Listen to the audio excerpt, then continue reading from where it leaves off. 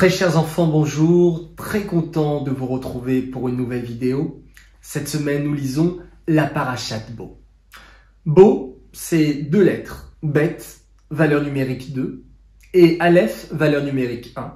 2 plus 1 est égal 3. Vous l'aurez compris, c'est dans notre paracha que l'on va parler des 3 dernières plaies de l'Égypte.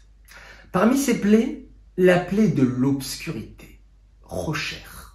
Vous savez, dans cette plaie où tout le pays d'Égypte va être rempli d'obscurité, la plus noire, la plus obscure.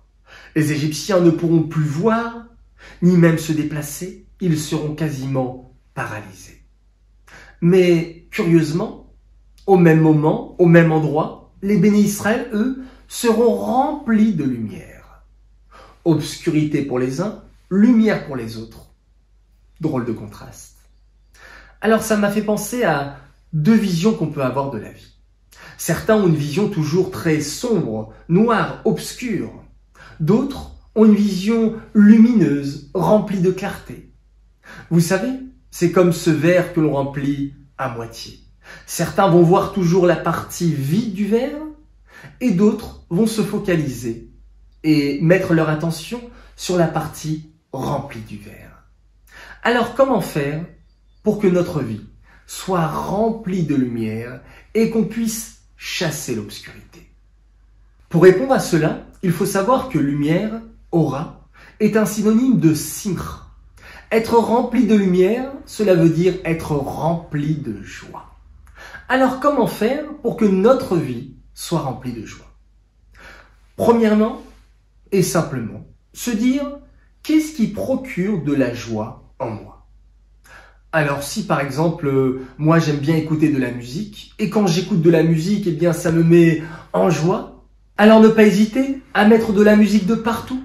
Dans ma chambre, bon, pas trop fort, sur mes écouteurs, en voiture, partout où je vais, parce que je sais que ça va m'apporter beaucoup de joie. Autre élément, et encore plus important. Sachez les enfants, lorsqu'on prend conscience qu'on existe vraiment, alors on est rempli de joie.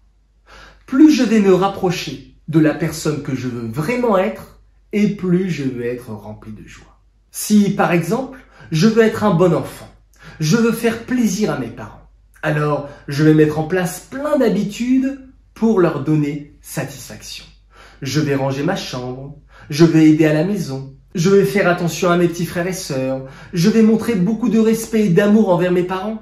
Et quand je vais devenir cet enfant-là, waouh, je vais être très très joyeux. Car j'ai atteint mon objectif et je suis la personne que je veux être vraiment. Si maintenant je veux être un bon élève, alors je vais organiser mon cartable, je vais bien préparer mes cours, je vais bien noter les apprentissages que j'ai à l'école, je vais bien réviser, je vais avoir des bonnes notes et waouh! Je vais être rempli de joie, car je suis l'élève que je veux vraiment être.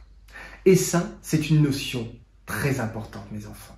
Lorsque vous prenez conscience de cela, que vous existez vraiment, que vous êtes le meilleur de vous-même dans toutes les situations de votre vie, cela va vous remplir de joie. Alors voilà les enfants, n'hésitez pas à mettre de la lumière autour de vous, mettre de la joie partout où vous allez, et par cela, nous allons chasser l'obscurité. Je vous dis Shabbat Shalom les enfants et de très belles nouvelles. Et surtout, éclairez.